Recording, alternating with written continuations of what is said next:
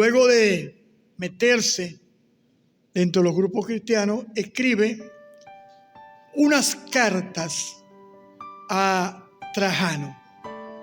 Trajano responde esas cartas, estamos hablando del 112 después de Cristo, y en un extracto de las cartas de Plinio a Trajano tenemos lo siguiente. Hablando de los cristianos, afirmaron sin duda que toda su culpa o error, que tenían la costumbre de reunirse en un cierto día fijo antes de que amaneciera. Hoy estaba escuchando a los muchachos aquí que tenían sueño, pero ellos se reunían el domingo antes del amanecer. El culto era muy temprano. Nosotros en las iglesias ponemos el culto a las 9:30, a las 10, 10:30, 11, para darle chance a que los hermanitos duerman un poquito más. Dice que se reunían cierto día fijo antes de que amaneciera y cantaban versos alternos, un himno a Cristo. Cantaban en versos alternos un himno a Cristo como a Dios. Es decir, nosotros tenemos las preocupaciones de que tenemos el último himno, que ese coro es muy viejo, que no nos gusta esa canción, y nos encanta inventar una suerte de canciones que nos gusten. Ellos, según Plinio, cantaban un himno. Es decir, que el himno lo repetían y lo repetían y lo repetían. Porque el problema no es el himno que cante, el problema es que el himno que cante tenga dos elementos. Primero, que sea una canción bíblica, y segundo, que sea una canción congregacional, que la congregación pueda cantarla. Y se reunían, dice Plinio, cantando versos alternos, un himno a Cristo como a un Dios. Así que los primeros cristianos tenían según Plinio, lo que cantaban era un himno a el Mesías, a quien consideraban un Dios los cristianos.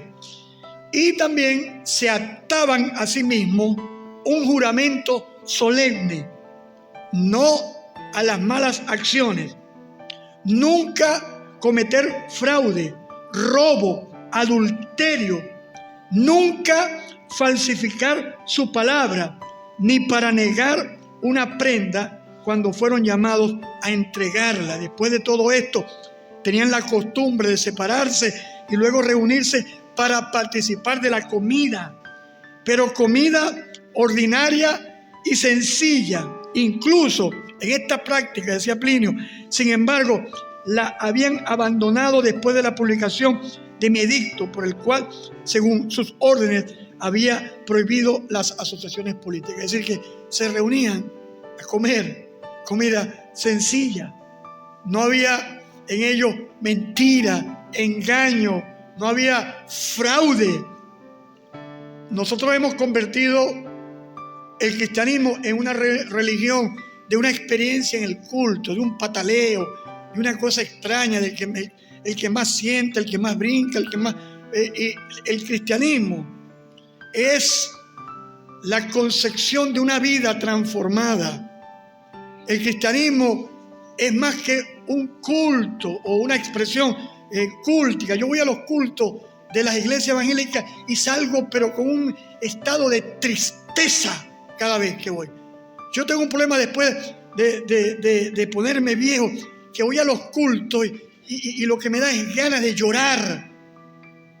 Ganas de llorar en ver una disociación entre una experiencia ritual, entre un emocionalismo temporal y una vida vacía, vacua, sin sentido. Los primeros cristianos tenían una vida transformada. ¿Pero por qué? una vida transformada por una experiencia. ¿Cuál fue la experiencia? Fíjese que Plinio escribió en el 112, siendo Trajano emperador de Roma. Y habían pasado 12 años de la muerte del último apóstol. Así que tenemos un testimonio de un hombre, un testimonio muy reciente a los hechos. La vida de los cristianos era una vida transformada por un evento. Este evento era la resurrección del Señor Jesucristo. Ellos estaban dispuestos a dar su vida. Fíjense que Plinio relata en la carta a Trajano que Plinio los obligaba a negar a Jesús. ¿Y sabe qué hizo Trajano? Trajano le dijo que no siguiera haciendo eso. El emperador en la carta, la respuesta a esta carta de Plinio, le recomienda a Plinio no hacer esto más. Así que no los obligara a negar la fe. Pero ellos estaban dispuestos, si fuese posible, a no negar su fe, a mantener su fe hasta las máximas consecuencias. Esa es la gran diferencia del cristianismo de hoy.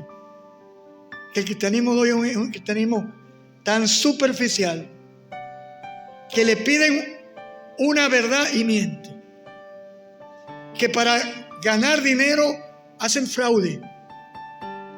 Que para obtener un resultado son capaces de negar la primogenitura por un plato de lentejas. Esa es la gran diferencia del cristianismo. Vamos a la Biblia. Una de las declaraciones más asombrosas del Nuevo Testamento. Vamos a 1 Corintios, capítulo número 15, por favor. Colóquense de pie. Vamos a leer la Biblia. 1 Corintios, capítulo número 15.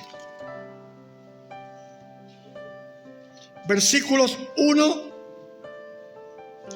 hasta el versículo número 10. Además os declaro, hermanos, el evangelio que os he predicado, el cual también recibisteis, en el cual también perseveráis, por el cual asimismo, si retenéis la palabra que os he predicado, sois salvos, si no creísteis en vano. Porque primeramente os he enseñado lo que asimismo recibí, que Cristo murió por nuestros pecados, conforme a las Escrituras, y fue sepultado, y que resucitó al tercer día, conforme a las Escrituras. Y dice, y que apareció a Cefas, y después a los 12. Después apareció a más de 500 hermanos a la vez, de los cuales muchos viven aún y otros ya duermen. Después apareció a Jacobo, después a todos los apóstoles, y al último de todos, como un abortivo, que dice, me apareció a mí, porque soy el más pequeño de los apóstoles, que no soy digno de ser llamado apóstol, porque perseguí. El tipo que se le apareció al Señor dice, no soy digno de ser llamado apóstol. ¿Cuántos parlanchines jetones tenemos hoy en día que se llaman apóstoles y no lo son? Y este tipo que se le apareció en el camino a Damasco, que vio a las 3 de la tarde el resplandor de la gloria del Mesías, dice, yo no soy digno de ser llamado apóstol porque perseguí a la iglesia de Dios. Pero por la gracia de Dios soy lo que soy. Por la gracia de Dios soy lo que soy. Y su gracia no ha sido en vano para conmigo. Antes he trabajado más que todos ellos, pero no yo, sino la gracia de Dios conmigo. Vamos a orar. Señor, esta mañana te damos la gloria, la honra y el poder. Tuyo es el reino y la majestad. Esta mañana estamos acá reunidos por la resurrección de los muertos de Jesucristo. Gracias te damos, Señor, en el nombre poderoso de Jesucristo. Amén y amén. Tomen asiento. Ya para el 112, los cristianos eran un grupo que estaba invadiendo literalmente el Imperio Romano. Se estaba introduciendo en la sociedad romana como cadillo bravo, como cadillo bobo. Estaba llenando la sociedad del primer siglo de una forma exponencial. El crecimiento era una cosa extraordinaria. Tertuliano de Cartago decía que la sangre de los cristianos era la semilla. Por cada cristiano que el Imperio Romano asesinaba, aparecían 100, 1000. Había un crecimiento exponencial. ¿Pero por qué? No era el hecho de haber tenido un Mesías que hizo milagros, o que nació de una virgen, o que anduvo en Galilea con los discípulos. No solamente la experiencia de la muerte, la sepultura. Había un hecho que impulsó a los primeros cristianos a dar, si es posible, la vida, que fue el hecho de la resurrección corporal de Jesucristo de los muertos. Ellos daban testimonio de que el Mesías prometido se había levantado de la tumba. Y hoy, en el 2024, esa misma experiencia acompaña a centenares de miles de discípulos alrededor del mundo. Hemos permanecido hasta el 2024 y seguiremos adelante, porque nuestra fe no es una fe vacía, no es una fe en el cosmos, en la existencia de una deidad etérea. Nuestra fe es una fe en la experiencia viva de un Salvador resucitado y vivo. Yo quiero decirte esta mañana, no sé cómo decirlo esta mañana, pero nuestro Salvador está vivo. Nuestro Salvador camina noche y día sosteniendo a su pueblo. Nuestro Salvador se ha levantado de la tumba, está sentado a la derecha de Dios Padre y volverá por segunda vez a juzgar vivos y muertos. Jesucristo se levantó de los muertos con poder para ser Señor de los que viven y de los que mueren. Él volverá en las nubes con poder para juzgar vivos y muertos en su manifestación y en su reino. Jesucristo vive, Jesucristo es el Señor.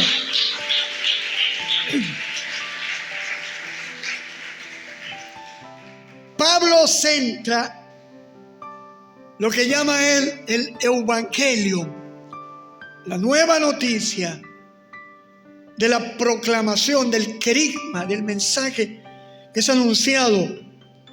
Y ese mensaje, dice Pablo en 1 Corintios 15:1, yo les declaro, les anuncio, hermano, la nueva noticia que yo les he predicado. Mire, yo no sé qué se está predicando hoy, pero a mí me parece que el 98% de lo que hoy se predica no es el evangelio. Es un mensaje llamativo, es un mensaje antropocéntrico, es un mensaje de autoestima, es un mensaje motivacional y es un mensaje que gusta, que atrae a las masas, pero no es el evangelio. Pablo nos va a decir qué es el evangelio. Ese evangelio debe ser, número uno, anunciado, proclamado, declarado. La función de la iglesia es una función querigmática. La iglesia tendrá razón de existencia cuando la iglesia anuncie las nuevas noticias de Jesucristo. Toda vez que la iglesia se va en otra dirección. Por eso yo decía esta mañana que cuando yo voy a un culto en algunas iglesias, yo salgo peor que como entro, porque se pierde la esencia. Es como una sopa que solamente tiene agua, ni siquiera sal, no tiene sustancia, no hay donde meter, porque cuando el evangelio se falsea, cuando el evangelio se adultera, cuando el evangelio no se predica el mensaje central, estamos frente a otro evangelio. Y Pablo dice que el evangelio que él predicó, ese evangelio fue recibido. Es un mensaje que es anunciado y es un mensaje que es recibido. Nosotros estamos hoy acá porque recibimos un mensaje que nos llamó a el arrepentimiento, a la conversión. Hoy no se habla de arrepentimiento ni de conversión, sino una especie de reforma o un mejoramiento del hombre. El evangelio no es una reforma, no es un mejoramiento del ser humano. El evangelio es el llamado al arrepentimiento y a dejar el pecado y la maldad y volverse a Dios. El arrepentimiento y la conversión serán y siempre serán los elementos distintivos del mensaje que predicamos. Un mensaje sin arrepentimiento y cambio no es evangelio. ¿Cuántos dan la gloria al Señor Todopoderoso? Ese mensaje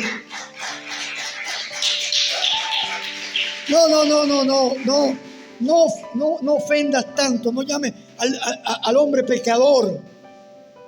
No, predica un mensaje donde la gente empático, donde la gente se sienta tranquila, un mensaje que no incomode. Pues escúchame bien, el imperio romano estaba incómodo porque estaban llamando a los romanos a arrepentirse de sus pecados, a dejar la vida de maldad y volverse a Jesucristo como Señor.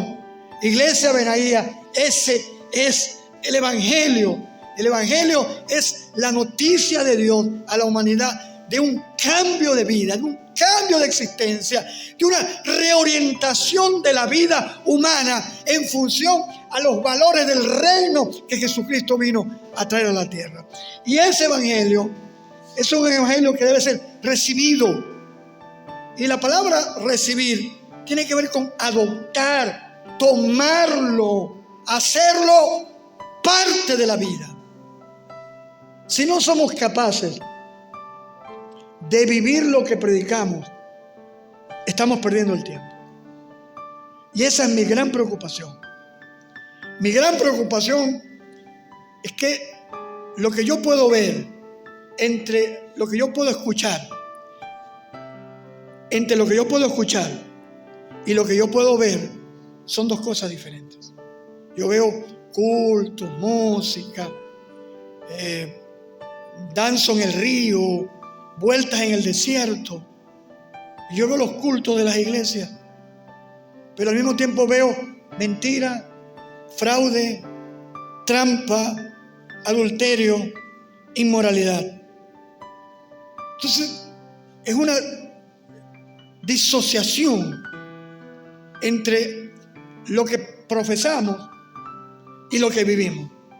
El evangelio es el mensaje que se recibe, y se recibe para experimentar un cambio de vida. Los romanos no pudieron, mire, en la primera pandemia de viruela, el señor Stark, en el libro The Rise of the Christianity, el crecimiento del cristianismo, un autor que no es cristiano, narra cómo los pastores cristianos no abandonaban a los pacientes de viruela, mientras los sacerdotes de Júpiter y de Marte y yo no sé de quién escapaban a las montañas de la peste, pero los pastores cristianos acompañaban a los enfermos. No les importaba el hecho de contagiarse. ¿Pero por qué? Porque el cristianismo, según Stark, era una vida que impactaba, y la sociedad de los primeros siglos fue impactada por un estilo de vida que ejemplificaba los valores del reino de Dios. Y ese será nuestro gran desafío en este tiempo: demostrar a través de nuestra vida una vida libre de engaño, de chisme, de mentira, de murmuración, de orgullo, de maldad, con un vocabulario que exalte al Señor, con una forma de pensar que refleje los valores del reino. Ese será nuestro gran desafío. Y dice la Escritura que ese mensaje es un mensaje que fue predicado, que fue recibido, y es el mensaje en el cual perseveramos. Dice acá Pablo: además os declaro, hermanos, el evangelio que os he predicado. El evangelio debe ser anunciado, comunicado, predicado, expuesto. Ese mensaje debe ser recibido, abrazado, hecho parte de nuestra vida, y ahí está nuestro gran desafío. Pero ese mensaje también debemos perseverar en ese mensaje. Tenemos el gran desafío en el 2024 de que los creyentes perseveremos en el mensaje. Una de las grandes crisis de los cristianos ha sido la intermitencia, la discontinuidad. Por unos días caminamos en ciertas verdades, luego las dejamos, las volvemos a retomar. Intentamos, somos como aquel vehículo que intenta aprender, como los Dodge antiguos, los carros de esos Dodge, y a la media hora ¡brum!, arrancaban. Uno de nuestros grandes desafíos en este siglo XXI, en el 2024, será convertirnos en creyentes perseverantes. Gente que todos los días está dispuesto a morir. Todos los días estará dispuesto a vivir para Cristo. Todos los días de la vida estará dispuesta a adorar al Rey de Gloria. Mire, uno de los grandes desafíos que tenemos es dejar esa vida dependiente de las emociones. Y sabe una cosa, desde nuestros cantantes y grupos musicales a los pastores y líderes, somos responsables del tipo de creyente que estamos formando. Estamos creando un homo sentimentaloides, una persona que depende de tantas vueltas, de que si remolinea o no remolinea, de que si dancea o no dancea. Hay una canción de Cristín de Clairo que me gusta en parte. Me gusta, pero no me gusta el coro de la canción. que dice, danzando.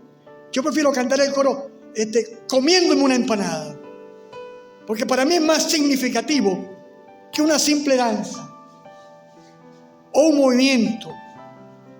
Porque hay momentos en la vida que no tendré ganas de bailar, que no tendré ganas de cantar, pero son los momentos cuando yo debo afirmarme en el escrito está, en la palabra de Dios viviente, no en un coro de moda.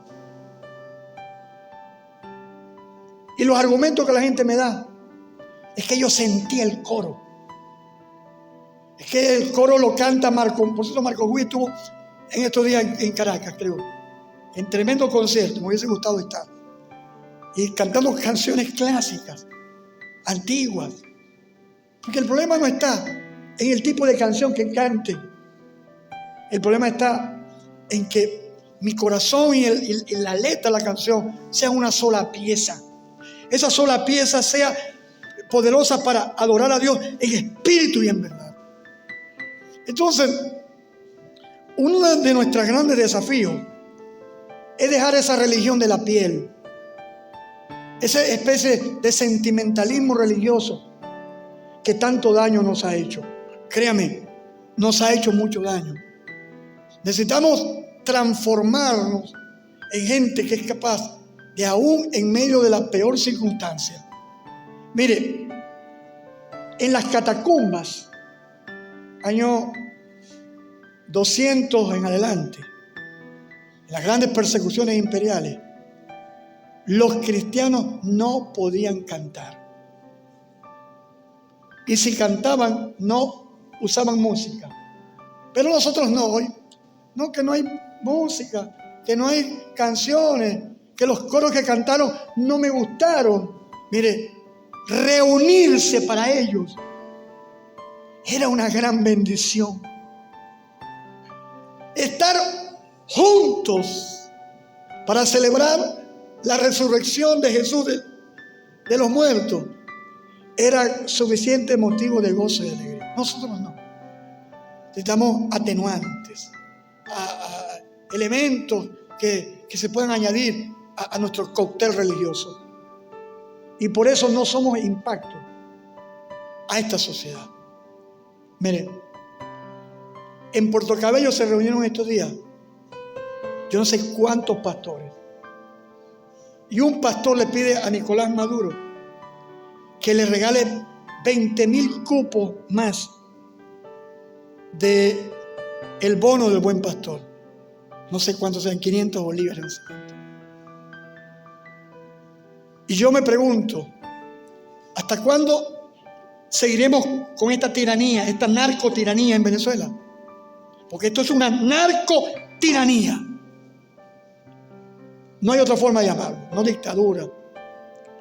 ¿Sabe cuándo estamos? Yo creo que esto sigue. Tenemos por lo menos 40,000 pastores en Venezuela que le han empeñado el alma al diablo y han cambiado su primogenitura por un plato de lentejas. Entonces, si la sal pierde su sabor, no sirve para nada. La única esperanza de Venezuela es la iglesia cristiana evangélica bíblica. No hay otra esperanza. La esperanza no está en los políticos del gobierno o de la oposición. La única esperanza para Venezuela es la iglesia. Y si la iglesia, 40,000 pastores le han entregado el alma al diablo, entonces no hay esperanza. Estamos extremadamente mal.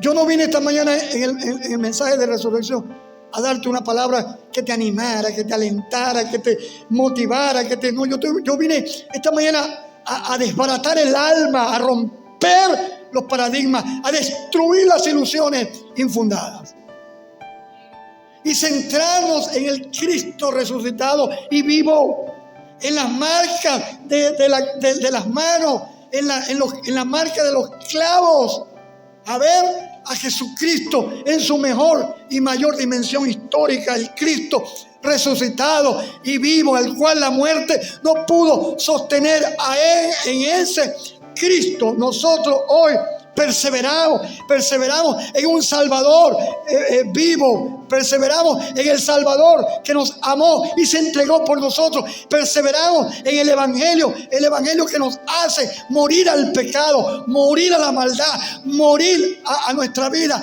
y tener una vida resucitada, nueva, transformada. A eso vine yo esta mañana. Aleluya. Denle la gloria a Él. Ahora Pablo dice, y voy a terminar ya, que el Evangelio, el cual debe ser predicado, fue predicado, caso por Pablo, ese Evangelio también lo recibimos, lo abrazamos totalmente.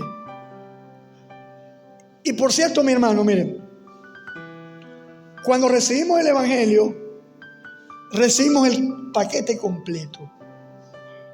No lo que me gusta del Evangelio. No, que no me gusta.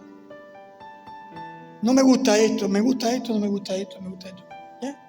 Hacemos como, agarramos la sopa. A mí no me gusta la sopa, por lo menos no me gusta el ñame, el apio.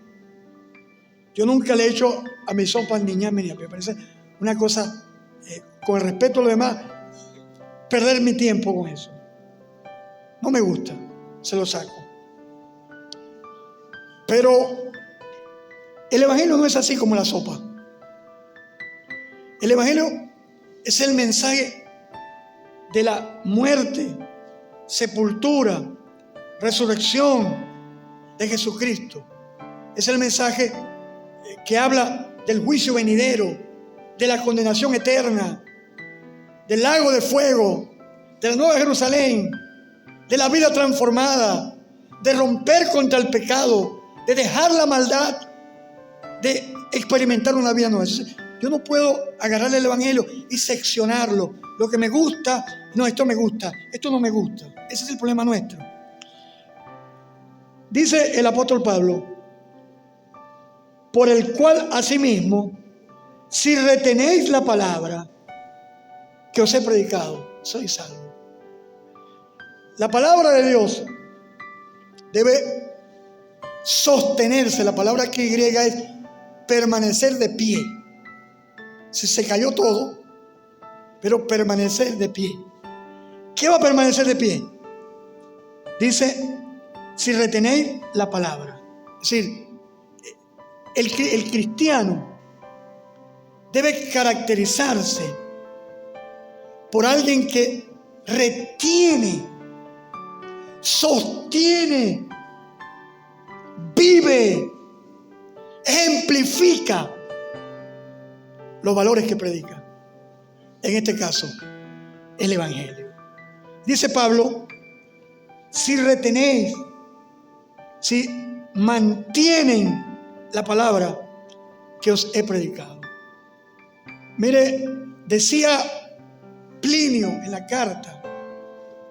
Fíjese, Plinio le preguntaba a Trajano, ¿qué hacemos con aquellos cristianos que se retractan de la fe?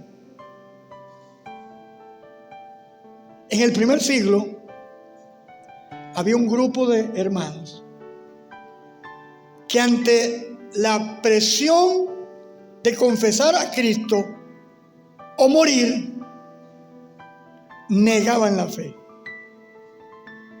Y me gustó la frase de Trajano, la respuesta a Plinio. Dios, no déjalos así, porque aquí nosotros no obligamos a nadie a nada. Sí, yo creo que necesitamos hoy en día un dictador así como Trajano aquí en Venezuela. Mano dura contra los pillos y malvados, pero al mismo tiempo libertad para que la gente pudiera hacer una decisión.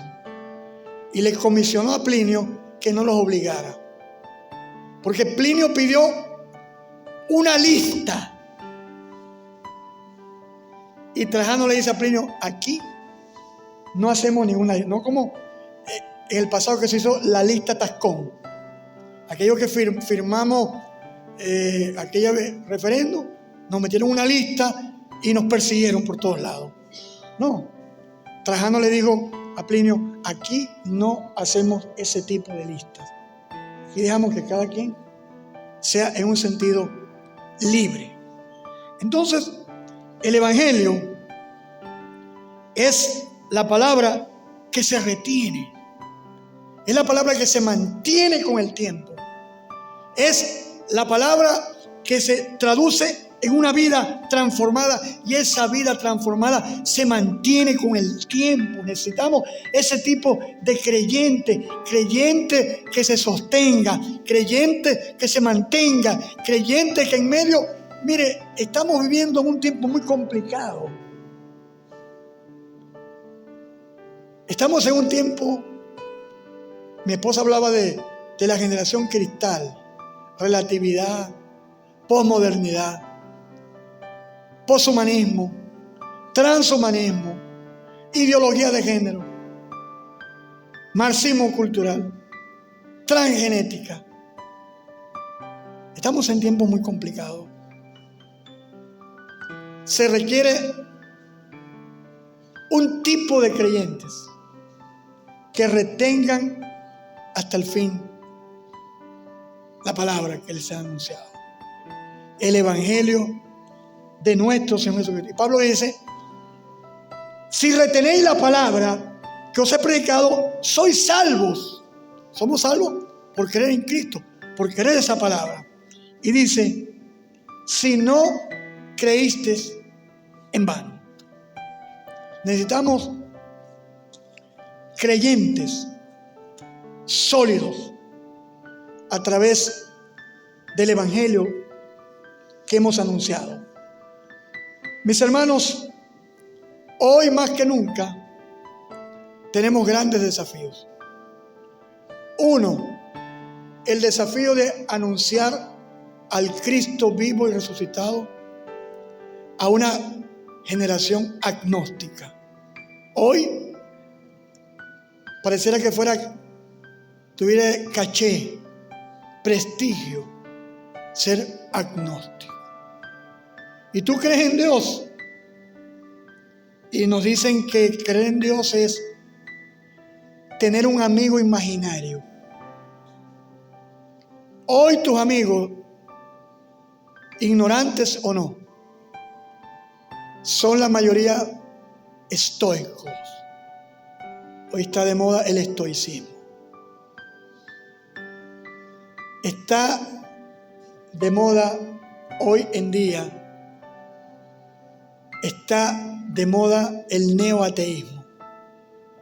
Bueno, yo puedo aceptar a Dios, pero Dios no tiene nada que ver con los fenómenos de la historia y de la humanidad. Si Dios no se mete en nuestra vida. Tenemos el desafío, como decía Pablo, de anunciar, lo dice primera a los Corintios, capítulo número 5, de vivir el Evangelio que recibimos, los valores del Evangelio, la pureza, la justicia, la santidad, la honestidad, en medio de una sociedad hedonista. El hedonismo no es más que la proliferación del placer y la maldad. Estaba viendo estos días una pareja en TikTok llamado swinger. ¿Qué es el swinger? 2 hombres y 2 mujeres. Y decían ellos, ¿por qué tener una sola pareja si puedo tener 2? Entonces, ¿qué hacían? Se la intercambiaban. Y lo peor era, no solamente los hombres, porque los hombres por naturaleza, la mayoría tendemos a ser sinvergüenzas.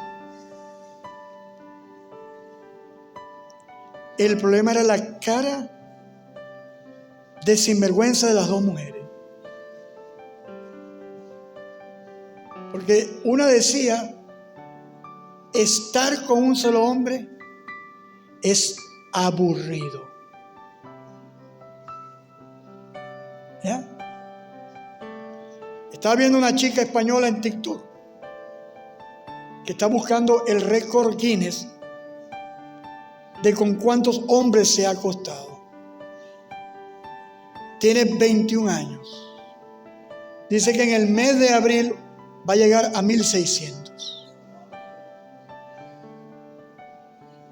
¿Ah? Entonces después quiere que cualquiera la acepte. No, acéptame, cásate conmigo, tú sí tienes prejuicio. Ladies and gentlemen, estamos viviendo en ese mundo. Un mundo donde el placer está a un clic de distancia. Estamos viviendo en un mundo donde se requiere que alguien pueda vivir los valores del Evangelio. Y eso somos nosotros. Tenemos el desafío de perseverar en esos valores en medio de un mundo inconstante.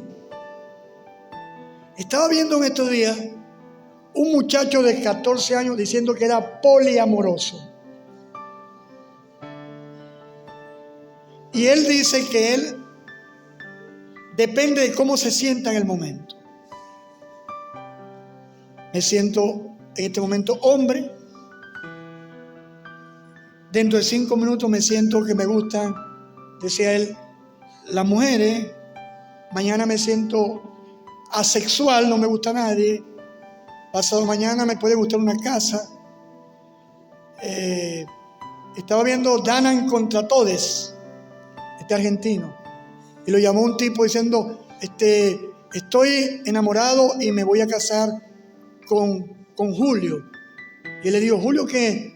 Otro hombre. No, Julio es mi pastor alemán. Entonces, estamos viviendo en una generación que está buscando la experiencia y está buscando experimentar lo novedoso, como los atenienses en el Areópago, que los atenienses vivían para escuchar lo nuevo. Y así están los evangélicos hoy en día, buscando mega experiencia. No le gusta Fonseca porque Fonseca lo mismo y otra vez. El evangelio, el arrepentimiento, la Biblia, la palabra de Dios. No, ese no le gusta, ese Fonseca no le gusta a la gente. No me interesa si les gusta o no. Yo le predico a un solo personaje y soy predicador de un solo auditorio. ¿Y sabe de quién me cuido? De lo que digo, de Jesucristo. Pero con el caballero que anda caminando en las calles de Maracaibo no tiene problemas con Fonseca. En lo que yo digo, en serio. Le pregunto, Señor, ¿tú tienes problemas a veces con que diga estas cosas? Absolutamente. Tengo problemas cuando no dicen lo que yo tengo que decir y cuando no predico lo que tengo que predicar. Ahí estoy en problema. Entonces, estamos en un mundo donde la palabra debe perseverarse en ella. En un mundo tan cambiante, ¿verdad? Donde hoy en las iglesias la gente quiere la nueva revelación, el nuevo mensaje, el nuevo rema. Yo les voy a decir, como dijo Marco Vidal, no me pidas argumentos, no me des más sucedarios, porque he anclado mi vida a los pies de una cruz antigua y no quiero cambiar. Soy un corazón cautivo porque he teñido mi vida con la sangre de un carpintero inocente. No me pidan un mensaje nuevo. Voy a hablar del mensaje antiguo, el mensaje de la Biblia, de arrepentimiento, vida y salvación. Tenemos el desafío, hermano querido, de retener el mensaje en medio de una sociedad agresiva, perniciosa y violenta. Fíjense, los que piden tolerancia resultan ser los más violentos. Yo escucho a la gente de la ideología de género que te piden aceptación y todo lo demás, y resulta que son los más violentos. Mis amados, tenemos el gran desafío de caminar con Cristo anunciando su mensaje. Colóquese de pie.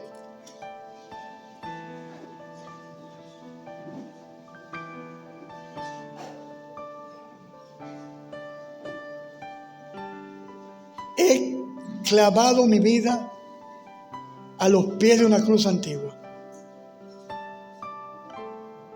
Soy un corazón cautivo. He teñido mi vida con la sangre de un carpintero inocente. Ese es el mensaje del Evangelio. No nos pida novedades, imaginación. Lo que nos va a hacer permanecer con el tiempo es regresar a la vieja cruz, al viejo madero, a los lienzos, a la piedra movida y a Jesús caminando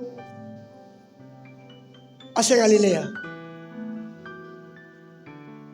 Vamos a unirnos a Él en ese peregrinaje, porque solamente el Cristo resucitado nos traerá razón y existencia. Vienen años muy difíciles. Yo no voy a profetizar aquí que vamos a conquistar el mundo, que vamos a ganar la tierra, que todo va a... No. Vendrán años muy difíciles. Solamente mantenernos en el mensaje, vivir el mensaje, nos asegurará vigencia y permanencia. Yo quiero seguir siendo de esos predicadores que anuncian el arrepentimiento y el cambio de vida, que anuncian la conversión y la nueva vida, que anuncian que Jesucristo murió, resucitó, está sentado a la derecha de Dios Padre y que viene por segunda vez a juzgar vivos y muertos. Yo quiero seguir siendo de ese grupo de predicadores tan pequeños, tan escuetos, que denuncia las estructuras de maldad y llama a una vida de resurrección. Si pues habéis resucitado con Cristo, buscad las cosas de arriba, donde Cristo está sentado. Vamos a caminar en los próximos días y meses de la mano del Cristo resucitado. Anunciemos el Evangelio, vivamos el Evangelio, retengamos el Evangelio, perseveremos en el Evangelio. Vamos a orar. Abba Padre, bendito sea tu santo nombre. Hoy te damos gracias por Jesucristo, del linaje de David, resucitado de los muertos, conforme a nuestro Evangelio. Hoy